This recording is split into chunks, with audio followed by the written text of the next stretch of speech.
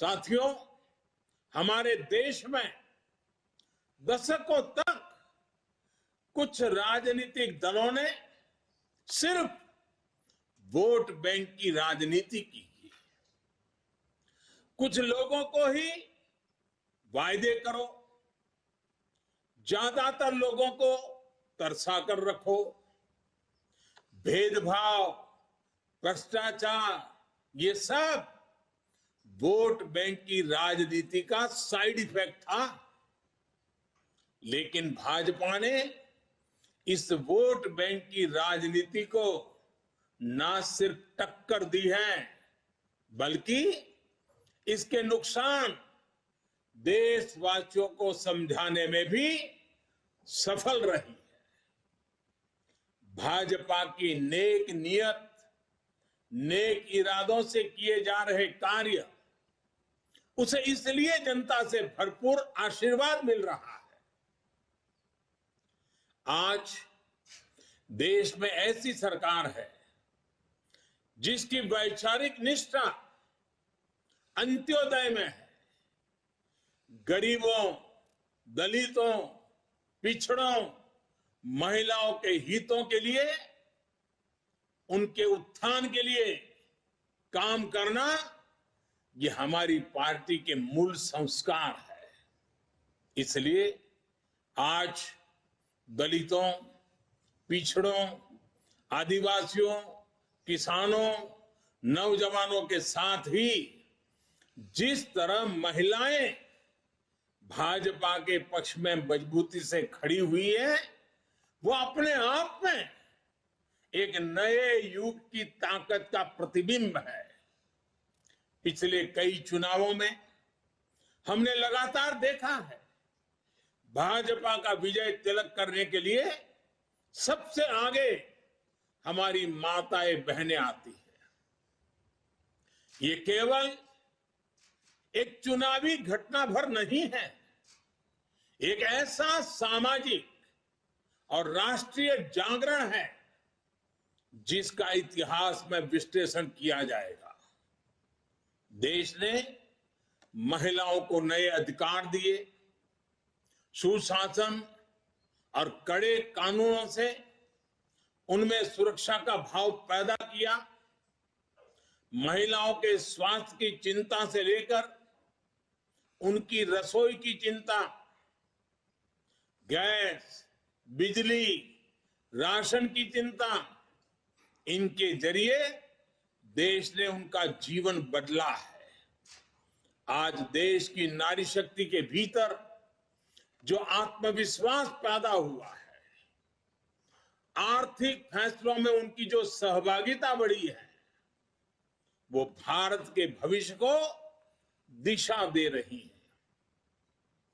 देश के विकास में महिलाओं की भागीदारी बढ़े, उनकी सक्रियता बढ़े, ये विश्वास बढ़े, ये हमारा बहुत बड़ा दायित्व है। साथियों, हमारे लिए राजनीति और राष्ट्रनीति साथ साथ चलते हैं।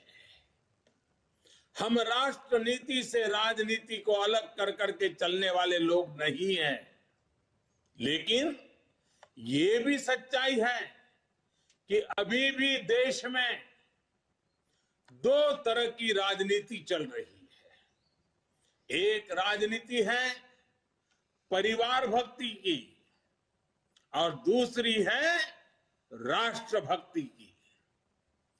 केंद्रीय स्तर पर अलग अलग राज्यों में हमारे यहां कुछ राजनीतिक दल हैं जो सिर्फ और सिर्फ अपने अपने परिवार के हितों के लिए काम करते हैं। परिवारवादी सरकारों में परिवार के सदस्यों का स्थानीय निकाय से लेकर संसद तक में दबदबा रहता है। ये लोग भले ही अलग अलग राज्यों में हो, लेकिन परिवारवाद के तार से जुड़े रहते हैं। एक दूसरे के भ्रष्टाचार को ढककर रखते हैं। बीते दशकों में इस वजह से देश का बहुत बड़ा नुकसान हुआ है। इन परिवारवादी पार्टियों ने देश के युवाओं को भी कभी आगे नहीं बढ़ने दिया।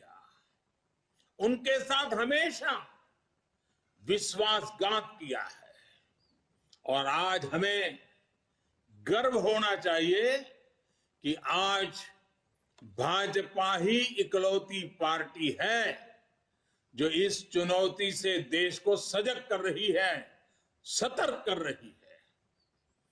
पहली बार भाजपा ने ही इसके खिलाफ बोलना शुरू किया और इसे चुनावी मुद्दा भी बनाया। मुझे इस बात का संतोष है कि देश के लोग, देश के युवा अब धीरे धीरे ये समझने लगे हैं कि किस तरह परिवारवादी पार्टियां लोकतंत्र की सबसे बड़ी दुश्मन है। साथियों, लोकतंत्र के साथ खिलवाड़ करने वाली ये पार्टियां संविधान और संवैधानिक व्यवस्थाओं को भी कुछ नहीं समझती। ऐसी पार्टियों से आज भी हमारे कार्यकर्ता अन्याय, अत्याचार और हिंसा के खिलाफ लोकतांत्रिक मूल्यों के साथ लड़ रहे हैं। इनमें से कई कार्यकर्ताओं को अपना बलिदान तक देना पड़ा है। हम सब हमारे इन कार्यकर्ताओं के परिवारों की पीड़ा में शामिल है। मैं सभी कार्यकर्ताओं को विश्वास दिलाता हूं कि भाजपा ऐसे राज्यों में लोकतांत्रिक मूल्यों की फिर से स्थापना करने के लिए निरंतर संघर्ष करती रहेगी। और ये महासंघर्ष, ये महायज्ञ तब तक चलेगा जब तक लोकतंत्र विरोधी ताकतों को हम परास्त नहीं कर देते। It's great to see you here. Thank you for watching our work. If you haven't subscribed yet, don't forget to click the bell icon and subscribe to Mojo Story and support independent, robust journalism.